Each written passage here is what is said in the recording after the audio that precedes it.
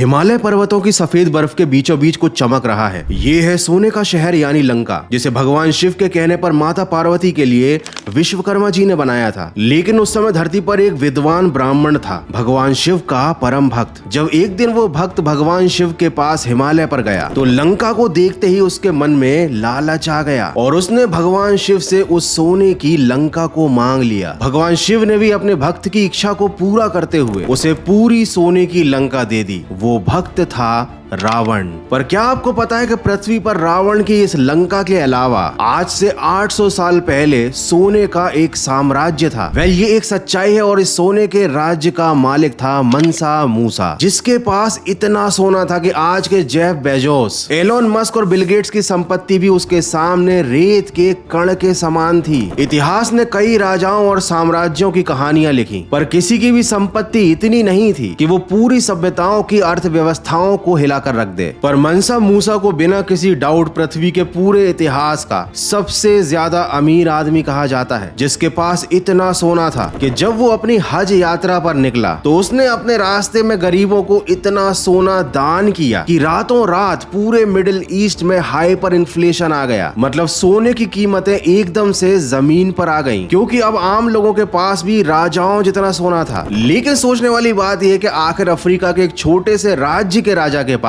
दुनिया का आधे से ज्यादा सोना आया कैसे, और कैसे इसके पीछे एक रहस्यमय समुद्री सफर छुपा हुआ है, जिसमें 2000 शिप्स अचानक एक राजा के साथ समुद्र में खो गईं और कभी वापस नहीं आई। इसके बारे में तो जानेंगे ही, लेकिन साथ में उस श्राप के बारे में भी मैं आपको बताऊंगा जिसने मनसा मूसा को दुनिया का सबसे अमीर आदमी बना दिया। उसे अनगिनत सोना दिया, लेकिन साथ ही साथ उसके साम्राज्य को दुनिया के नक्शे से ही नष्ट भी कर दिया।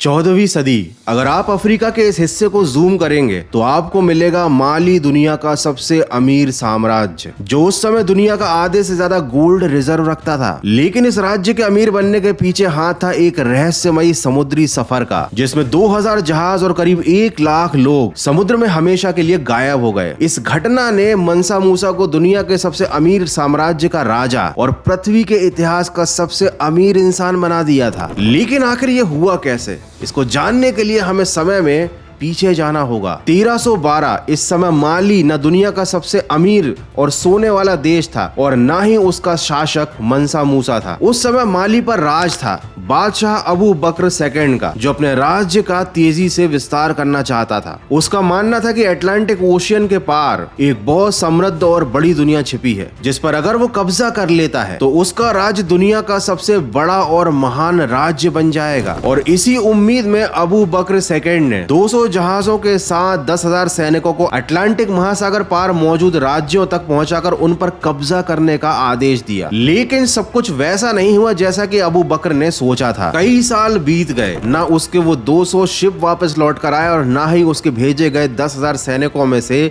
एक भी वापस लौट के आ पाया। काफी समय बीतने के बाद एक दिन कुछ अजीब हुआ। उन जहाजों में से एक जहाज माली लौट आया, जिसमें मौजूद लोग बुरी तरह से डरे हुए थे। उन्होंने बताया कि उन्हें अटलांटिक का किनारा तो नहीं मिला, लेकिन समुद्र की गहराइयों में एक दानव छिपा हुआ है, जिसने हमारी सारी शिप्स निगल ली और बाकी के लोग और सारे शिप्स अब समुद्र की गहराइयों में डूब चुके हैं। लेकिन इस बात ने अबू बकर सेकंड को डराया नहीं, बल्कि अब उसे यकीन हो चुका था कि अटलांटिक के पार जरूर कोई समृद्ध राज्य है जिसकी रक्षा कर रहा है वो समुद्री राक्षस। और अगर उस समुद्री राक्षस को हराकर वो और उसकी सेना अटलांटिक पार कर गए तो वो उस राज्य तक पहुंचकर उस पर कब्जा कर सकता है और उसे अपने राज्य में मिला सकता है। और यही सोचकर अबू बकर सेकंड ने एक फैसला लिया कि अब वो खुद एक बड़ी सेना के साथ अटलांटिक को पार करेगा और उस समुद्री राक्षस को भी हराएगा। इसके बाद उन्होंने 2000 शिप्स और 50,000 सैनिकों का बड़ा काफिला बनाया और अपने मंत्री मनसा मूसा को अपने आने तक राजा बनाकर खुद समुद्री सफर पर निकल पड़ा। लेकिन उसके बाद कई साल बीत गए, न राजा अबू बकर सेकंड वापस आया और न ही उनके बेड़े में से एक भी जहाज लौट पाया। कई साल बीत गए और इस तरह मंसा मूसा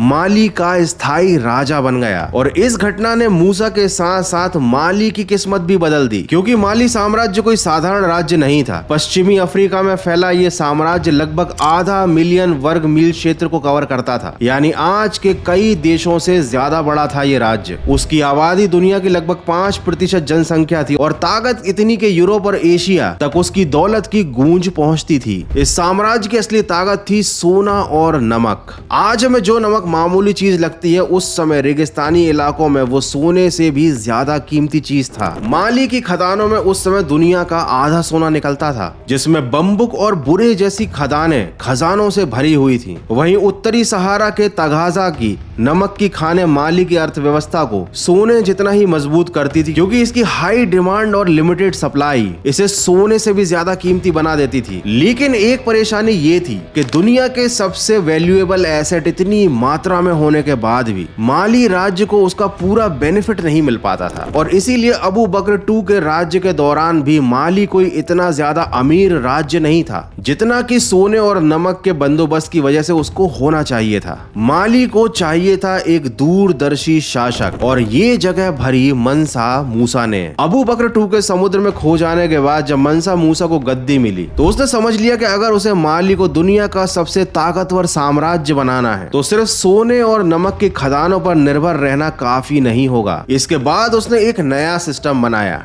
टैक्स का, जिसमें उसके राज्य की खदानों से जितना सोना और नमक निकाला जाता था और सोने और नमक का बाजारों में जो व्यापार किया जाता था, उन सब पर मूसा ने भारी टैक्स लगा दिया। और इस एक डिसीजन ने माली को दुनिया का सबसे अमीर राज्य बना दिया और मंसा मूसा को सबसे अमीर इंसान। पर फिर कुछ ऐसा हुआ जिसके चलते मंसा मूसा ने अपनी दौलत का एक बड़ा हिस्सा मिडिल ईस्ट में दान कर दिया, इतना कि आम लोगों के पास भी अमीरों जितना सोना होने लगा। और करीब 10 सालों तक मिडिल ईस्ट को हाइपर इन्फ्लेशन झेलना पड़ा, क्योंकि इस घटना के बाद सोने की कीमतें बहुत ज्यादा गिर गई थीं। पर आखिर ऐसा हुआ क्यों? उसके पीछे था मंसा का स्वभाव। इतनी दौलत होने के बाद भी उसकी सोच केवल पैसों तक सीमित नहीं थी। वो धर्म और राजनीति दोनों का इस्तेमाल बहुत समझदारी से करना जानता था। उसने इस्लाम को राज्य का आधिकारिक धर्म बनाया, लेकिन कभी किसी और धर्म को दबाया नहीं। और यही वजह था कि उसके राज्य में प्रजा के अंदर एकता बनी रही, जिसके कारण अफ्रीका के अलग अलग राज्यों से लोग माली की तरफ खिंचे चले आते थे, क्योंकि वहां सिर्फ सोना ही नहीं था बल्कि न्याय और सुरक्षा भी थी। और इस तरह धीरे धीरे माली का विस्तार होता गया, उसकी सीमाएं बढ़ती गईं। नाइजर नदी से लेकर सहारा तक और पश्चिमी जंगलों से लेकर अफ्रीका के उत्तरी हिस्सों तक माली का झंडा लहराने लगा। मूसा ने न सिर्फ खदानों और व्यापारिक मार्गों पर नियंत्रण किया, बल्कि अपने पड़ोसी राज्यों को भी अपने साम्राज्य में मिलाया। उसके शासन में माली सिर्फ ताकतवर नहीं, बल्कि एक बहुत ही ज्यादा स्थिर और सुरक्षित साम्राज्य बन गया। लेकिन इसके बाद हुई वो यात्रा जिसके दौरान दुनिया में सबसे ज्यादा सोना दान किया गया।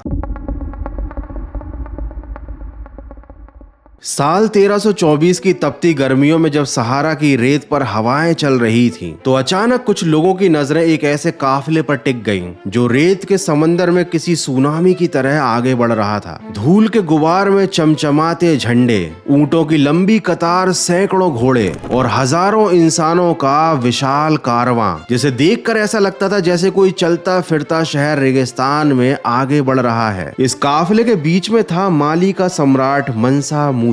ये कोई साधारण यात्रा नहीं थी, ये थी हज मक्का की तीर्थ यात्रा। पर इसे जिसने भी देखा उसकी आंखें चौंधिया गईं, क्योंकि आज तक किसी भी इंसान ने ऐसी यात्रा देखी ही नहीं थी। 60,000 से ज्यादा लोग इस कारवां का हिस्सा थे। हर कोई रेशमी कपड़ों से सजा था, हाथों में तलवारें थी, सोने से जड़े हुए डंडे थे। 500 से ज्यादा ट्रेंड सैनिक मंसा मूसा की सुरक्षा के लिए उसके आगे चल रहे थे, और पीछे 80 ऊंट जिनकी पीठ पर सोने के बोरों से भरे संदूक थे। हर ऊंट पर लगभग 300 पाउंड यानी 130 किलो शुद्ध सोना। इतना सोना कि हवा में उड़ती धूल भी सुनहरी थी। इतिहासकार मानते हैं कि उस काफिले के पास उस यात्रा के दौरान 21,000 किलो सोना था। सोचिए अगर आज की कीमत लगाई जाए तो यह अरबों डॉलर से भी ज्यादा कीमती होगा। ये वो दौर था जब सोना किसी भी देश की मुद्रा की रीढ़ की हड्डी हुआ करता था, और जब इतना सोना अचानक से बाजार में आ जाए तो उसकी कीमतें गिरना तो तय है। काहिरा पहुंचते ही मनसा मूसा ने गरीबों और सैनिकों को इतना सोना दान दिया कि पूरी अर्थव्यवस्था हिल गई। अचानक हर किसी के पास बहुत सारा सोना आ गया, बाजार में जैसे सोने की बाढ़ ही आ गई। परिणाम यह हुआ कि मिस्र की करेंसी की वैल्यू बहुत ज्यादा गिर गई और सोने की कीमतें आने वाले अगले 10 साल तक अनस्टेबल रहीं। पर आखिर मूसा ऐसा क्यों कर रहा था? एक्चुअली मूसा सिर्फ दौलत नहीं बांट रहा था, वो हर जगह इस्लाम की छाप छोड़ना चाहता था, क्योंकि उसका कारवां जब भी शुक्रवार को कहीं रुकता वहीं एक मस्जिद खड़ी कर दी जाती। अनुमान है कि इस पूरी यात्रा के दौरान मनसा मूसा ने सैकड़ों मस्जिदों का निर्माण करवाया। मनसा की इस यात्रा के दौरान के कई किस्से सामने आते हैं। ऐसा कहा जाता है कि जब उसकी एक पत्नी को रेगिस्तान की धूल से परेशानी हुई तब मूसा ने आदेश दिया कि वहां पानी लाने के लिए रातों रात एक विशेष नहर बनाई जाए, जिसके बाद सैकड़ों मजदूरों ने रातों रात रेगिस्तान में एक नहर खोदकर इरिगेशन सिस्टम बना डाला। इसके अलावा इतिहासकार इब्न उमर और इब्न खल्तून ने लिखा है कि जब मूसा काहिरा पहुंचा तो मिस्र के सुल्तान ने उम्मीद की थी कि वह झुककर उन्हें प्रणाम करेगा, पर मूसा ने साफ कह दिया कि वो सिर्फ अल्लाह के सामने झुक सकता है। आखिरकार उसने जमीन को चूमा और ये दिखाया कि उसकी निष्ठा सिर्फ ईश्वर के लिए है, ना कि किसी इंसान के लिए। ये घटना न सिर्फ उसकी धार्मिक दृढ़ता का एक उदाहरण थी, बल्कि उसकी कूटनीतिक समझ का भी, क्योंकि उसने सुल्तान का सम्मान भी रखा और अपनी आस्था भी नहीं तोड़ी। मूसा की इस अरबों डॉलर सोना बांटने वाली हज यात्रा का असर केवल अर्थव्यवस्था या धर्म तक सीमित नहीं रहा, बल्कि इसने माली को पूरी दुनिया के नक्शे पर सबके सामने ला दिया। अरब और यूरोप के व्यापारियों ने जिंदगी में पहली बार सुना था कि अफ्रीका में कोई ऐसा साम्राज्य भी है जिसमें सोने की नदियां बहती हैं। यही कारण था कि कुछ दशकों बाद यूरोपीय नक्शों में पहली बार माली राज्य को अंकित किया गया। उस पर बैठे मूसा की तस्वीर बनाई गई, वो भी हाथ में सोने का सिक्का लिए हुए, जो माली और उसके राजा मूसा की बेशुमार दौलत को दिखाता था। लेकिन दोस्तों कहते हैं ना, समय किसी के लिए नहीं रुकता। 1332 या 1337 के आसपास मूसा का निधन हुआ। उसके बाद उसका बेटा गद्दी पर बैठा और वह अपने पिता की तरह दूरदर्शी और सक्षम नहीं था। वो बस अपने पिता के द्वारा बनाए गए इस महान राज्य की धन दौलत और ऐशो आराम की जिंदगी को जीता रहा, जिसकी वजह से समय के साथ साथ माली की आर्थिक व्यवस्था डगमगाने लगी। इसे सुधारने के लिए उसने माली की जनता और व्यापारियों पर और ज्यादा टैक्सेशन इंप्लीमेंट किया, जिसकी वजह से जनता उसके खिलाफ हो गई। राज्य के मंत्री और गवर्नरों ने टैक्स के मिले सोने को चोरी करके अपनी संपत्तियों को बढ़ाना शुरू कर दिया। वो भी माली साम्राज्य के खिलाफ विद्रोह में शामिल हुए और ये सब धीरे धीरे माली साम्राज्य की पकड़ को कमजोर बनाता रहा। आखिरकार 15वीं सदी तक पड़ोसी सोंघाई साम्राज्य ने माली पर हमला करके उसके सबसे समृद्ध शहर टिम्बकटू पर कब्जा कर लिया और 16वीं सदी में मोरक्को के आक्रमण ने माली को और टुकड़ों में बांट दिया। और इस तरह मनसा मूसा के बाद कुछ ही दशकों में सोने से भरपूर दुनिया के सबसे अमीर राज्यों में से एक माली पूरी तरह तबाह हो गया। दोस्तों, आज जब इतिहासकार मनसा मूसा की दौलत का अनुमान लगाते हैं तो बताया जाता है कि उसकी संपत्ति 300 से 400 बिलियन डॉलर के आसपास थी, पर सच्चाई तो यह है कि यह बस एक अंदाजा मात्र है। कई रिकॉर्ड्स के मुताबिक उसकी संपत्ति खरबों में थी, यानी ट्रिलियंस में, और इसलिए इतिहासकार कहते हैं कि उस समय के हिसाब से उसकी दौलत को किसी भी नंबर में गिनना या फिर उसे किसी संख्या में बांधना लगभग नामुमकिन था। उसकी संपत्ति इनकैलकुलेबल थी और यही बात मनसा मूसा को बनाती है इतिहास का, या कहें तो दुनिया का उस समय का सबसे अमीर आदमी। लेकिन एक सच्चाई ये भी है कि मनसा मूसा मात्र पैसों से अमीर नहीं था, बल्कि उसकी संपत्ति पर राज था उसके ज्ञान और समझ का, जिसके चलते उसने हर धर्म और हर इंसान का सम्मान किया, सबको अपने राज्य में बराबरी का दर्जा दिया, और इसी चीज ने उसके राज्य को और उसको दुनिया में सबसे ताकतवर बनाया। हालांकि माली के इतिहास से हमें एक चीज जरूर सीखने को मिलती है कि हर समृद्ध साम्राज्य और हर ताकतवर सभ्यता का एक ना एक दिन अंत जरूर आता है। अब मेरा आपसे एक सवाल है, अगर आपको अभी मनसा मूसा जितनी दौलत मिल जाए तो ऐसी क्या चीज है जिसे आप सबसे पहले खरीदना चाहोगे?